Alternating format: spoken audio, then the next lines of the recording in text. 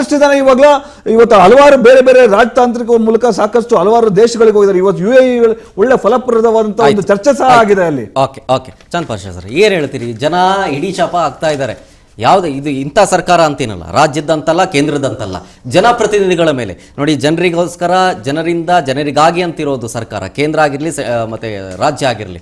ಈಗ ನಮ್ಗೆ ಹೊರೆ ಆಗ್ತಾ ಇದೆ, ನಮ್ಮನ್ನು ಕಾಪಾಡೋರು ಯಾರು ಸರ್? ಮೊದಲನೇದಾಗಿ ನನ್ನ ದೇಶದ ಕೇಂದ್ರ ಸರ್ಕಾರಕ್ಕೆ ಅಭಿನಂದನೆಗಳು ಸಲ್ಲಿಸ್ತೀನಿ. ಅವರು ನುಡಿದಂತೆ ನಡೀತಾ ಇದ್ದಾರೆ.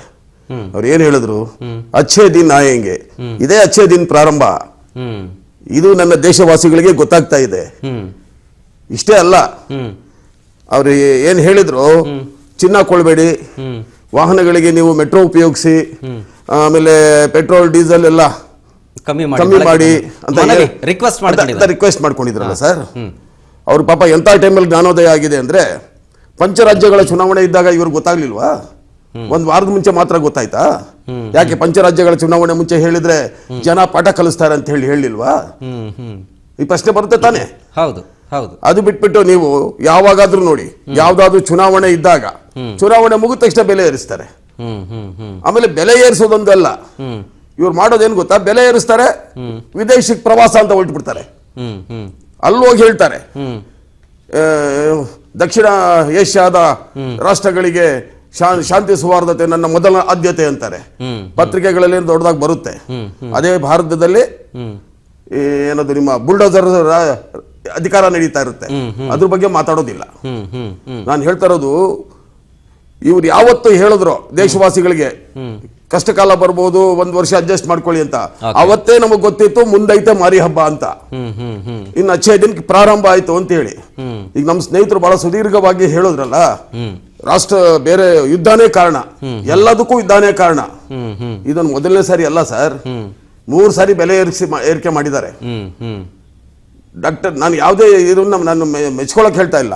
ಮನಮೋಹನ್ ಸಿಂಗ್ ಅವರ ಸರ್ಕಾರ ಇದ್ದಾಗ 120 ರೂಪಾಯಿ ಬ್ಯಾರೆಲ್ ಬೆಲೆ ವಿದೇಶದಲ್ಲಿ.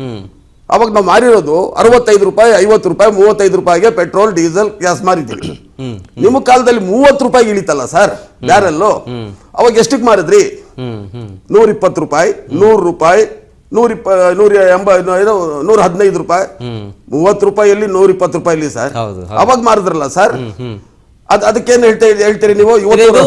ಬರೀ ನಾನು ಈ ಪೆಟ್ರೋಲ್ ಮತ್ತೆ ಡೀಸೆಲ್ ಅಲ್ಲಿಗೆ ಬರ್ತಾ ಅವ್ರು ಹೇಳಿದಕ್ಕೆ ರಾಷ್ಟ್ರದ ಇದು ಯುದ್ಧ ನಡೀತಾ ಇರೋದಕ್ಕೆ ಕಾರಣ ಅಂತ ಹೇಳಿದಕ್ಕೆ ಹೇಳ್ತಾ ಇದ್ದೀನಿ. ಆಮೇಲೆ ನೀವು ಮಾಡಿರೋದು ಪೆಟ್ರೋಲು ಡೀಸೆಲ್ ಇದು ಒಂದ್ ಕಡೆ ಇಡಿ ಸರ್, ದಿನನಿತ್ಯದ ದಿನಸಿಗಳ ಮೇಲೆ ಬೆಲೆ ಏರಿಲ್ವಾ? ಇದರಿಂದ ಏರುತ್ತೆ ತಾನೆ. ಕಾರಣ ಏನದಕ್ಕೆ? ಈಗ ಸರ್ ಕಾರಣ ಇಷ್ಟೇ, ಒಂದು ಹೋಟೆಲ್ ಉದ್ಯಮ ತಗೊಳ್ಳಿ, ಆತನಿಗೆ ಸಾರಿಗೆ ವೆಚ್ಚ ಜಾಸ್ತಿ ಆಗುತ್ತೆ. ಅವ್ನು ಯಾರ ಮೇಲೆ ಹಾಕ್ಬೇಕು ಅದನ್ನ? ಗ್ಯಾಸ್ ರೇಟು ಜಾಸ್ತಿ ಆಗುತ್ತೆ. ಗ್ಯಾಸ್ ರೇಟು ಜಾಸ್ತಿ ಆಯ್ತು ಮಾಡಿಬಿಟ್ರೆ ನೀವು 450 ರೂಪಾಯಿ ಇದ್ದಂತ ಗ್ಯಾಸ್ ಇವತ್ತು 1000 ರೂಪಾಯಿಗೆ ಬಂದು ನಿಂತಿದೆ. ನೀವು ಆಲ್ರೆಡಿ 550 ರೂಪಾಯಿ ಜಾಸ್ತಿ ಮಾಡ್ಬಿಡ್ತೀರಿ ನೀವು ಸಾರ್ವಜನಿಕರ ಮೇಲೆ. ಆ ಹೋಟೆಲ್ ಉದ್ಯಮ ನಡೆಸೋದೇ ಕಷ್ಟ. ಅವ್ರು ಆಟೋಮೆಟಿಕ್ ಆಗಿ ಬೆಲೆ ರೈಸ್ ಮಾಡ್ತಾರೆ, ಅದು ಜನಸಾಮಾನ್ಯರ ಮೇಲೆ ಹಾಕ್ತಾರೆ. ಹೌದು ಆಯ್ತಾ? ಅಲ್ಲಿ ಯಾವಾಗ ಒಂದು ಹೋಟ್ಲಲ್ಲಿ ಹೋಗಿ ತಿನ್ಬೇಕು ಅಂತ ಮಾಡಿದ್ರು, ಅಲ್ಲಿ ತಿನ್ನುವಂತ ಪರಿಸ್ಥಿತಿ, ದುಡ್ಡು ಕೊಟ್ಟು ತಿನ್ನುವಂತ ಪರಿಸ್ಥಿತಿ ಇಲ್ಲ ಸರ್ ಇವತ್ತು ದೇಶ. ಅವ್ರೇನ್ ಮಾಡ್ತಾರೆ? ಅದ್ರ ಪರಿಣಾಮ ಇವ್ ಹೇಳಿದ್ರು ಖಾಸಗಿ ಬಸ್ ಅಂತ. ಖಾಸಗಿ ಬಸ್ನವರು ಅವ್ರಿಗೆ ಪೆಟ್ರೋಲ್ ಡೀಸೆಲ್ ಬೆಲೆ ಆದ ತಕ್ಷಣ ಅವ್ರು ಟಿಕೆಟ್ ದರ ರೈಸ್ ಮಾಡ್ತಾರೆ.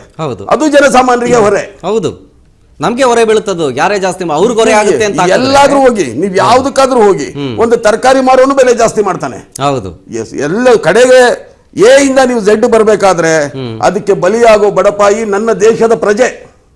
ಆಯ್ತು ಸರ್, ಈಗ ಕನ್ಸರ್ನ್ ಇಟ್ಕೊಂಡು ಮಾತಾಡ್ತೀರಿ, ಬಹಳ ಇಷ್ಟ ಆಗ್ತಿದೆ ನೀವು ಮಾತಾಡ್ತಿರೋ, ಅದಕ್ಕೋಸ್ಕರ ಹೇಳ್ತಿದ್ದೀನಿ. ಈ ಬೆಲೆ ಏರಿಕೆಯಿಂದ ಜನ ಕಂಗಾಲಾಗಿದ್ದಾರೆ.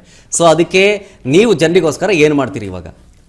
ಸರ್ ನಾವು ಮಾಡುವಂತದ್ದೇನಿದೆ ಸರ್, ನಾವು ಅವ್ರಿಗೆ ಹೇಳ್ತೀವಿ. ಯಾಕೆ ಒಂದು ಸಣ್ಣ ಅಳಿಲು ಸೇವೆ ಆದ್ರೂ ಅಷ್ಟೇನೆ. ಈಗ ಫಾರ್ ಎಕ್ಸಾಂಪಲ್ ಮೆಟ್ರೋ ಸ್ಟಾರ್ಟಿಂಗ್ ಇದ್ದಿದ್ದ ಪ್ರೈಸ್ ಇವಾಗ ಹೆಂಗಿದೆ?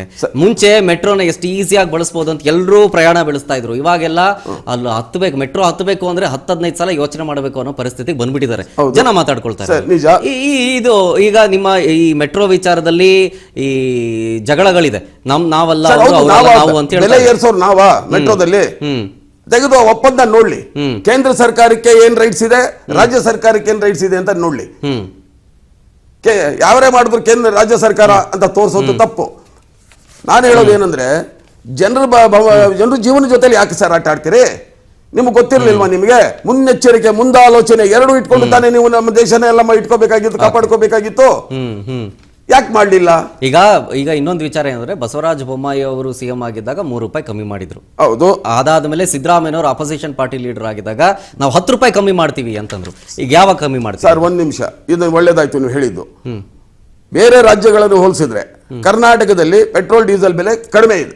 ಹೋಲಿಕೆ ಬಿಟ್ಟಾಕ್ಬಿಡಿ ನಾವು ಸ್ವಲ್ಪ ಜಾಸ್ತಿ ಮಾಡಿದಕ್ಕೇನೆ ಎಷ್ಟು ಬೊಬ್ಬೆ ಹೊಡೆದ್ರು ಸರ್, ಎಷ್ಟು ಪರಿಸ್ಥಿತಿ ಹಂಗಿದೆ. ಅಲ್ಲಿ ಪರಿಸ್ಥಿತಿ ಬೇರೆ, ಇಲ್ಲಿ ಪರಿಸ್ಥಿತಿ ಬೇರೆ. ಅಲ್ಲಿ ಜನರ ಮೆಂಟಾಲಿಟಿ ಬೇರೆ, ನಮ್ ಜನರ ಮೆಂಟಾಲಿಟಿ ಬೇರೆ.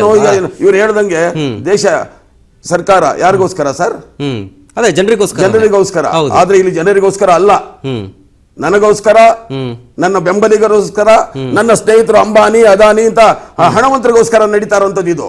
ನೀವು ಬಡವರ ಬಗ್ಗೆ ಯಾವತ್ತು ನೀವು ಯೋಚನೆ ಮಾಡಿದ್ದೀರಾ ಅಂತ ಹೇಳಿ ಯಾವ್ದಾದ್ರು ಒಂದು ತೋರಿಸಿ ನೋಡೋಣ. ನೀವೇನ್ ಮಾಡಿ ನಿಮ್ ಪ್ರಕಾರ ಅವ್ರು ನೋಡೋದೇ ಇಲ್ಲ, ನೀವಾದ್ರೂ ನೋಡಿ ಅಂತ ನಾವು ನೋಡೋದಕ್ಕೋಸ್ಕರವಾಗಿ ಈ ನಮ್ಮ ರಾಜ್ಯದ ಜನ ಹಸಿವಿನಿಂದ ಸಾಯಬಾರದು ಅಂತ ನಾವು ಪಂಚ ಗ್ಯಾರಂಟಿಗಳು ಕೊಟ್ಟಿದೀವಿ ಸರ್.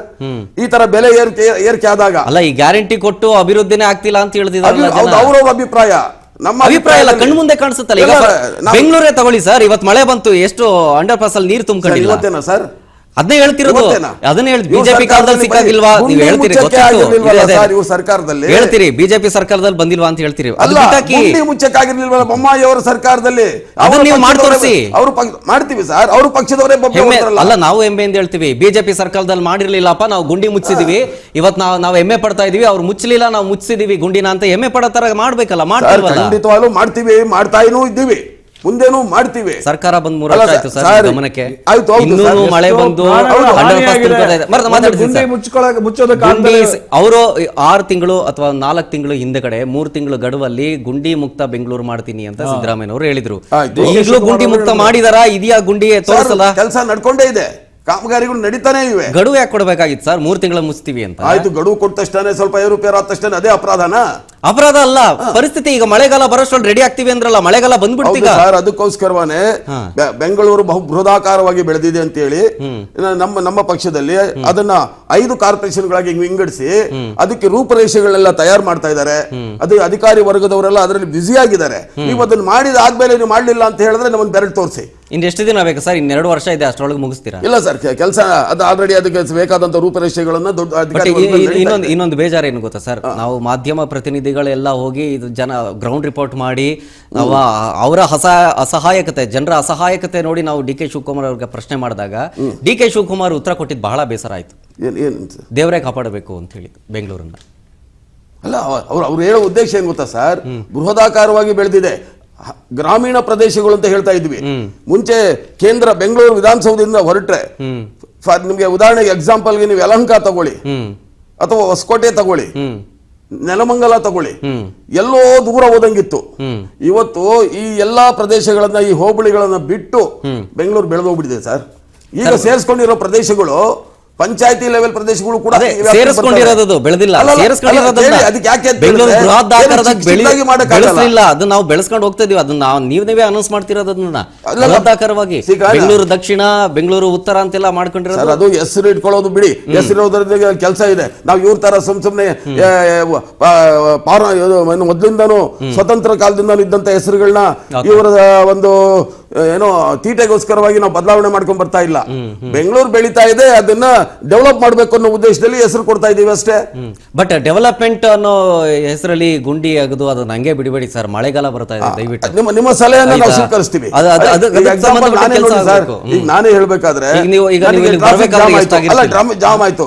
ಈ ಮಳೆ ಬಂದಾಗ ಏನಾಗುತ್ತೆ, ಈ ವಾಹನಗಳನ್ನ ನಾವು ನಡೆಸ್ತೀವಲ್ಲ, ಬೇಗ ಮನೆಗೆ ಹೋದ್ರೆ ಸಾಕು ಅನ್ನೋ ನುಗ್ಗಾಟದಲ್ಲಿ ಯೂನಿಫಾರ್ಮ್ ಹೋಗಕ್ಕಾಗಲ್ಲ.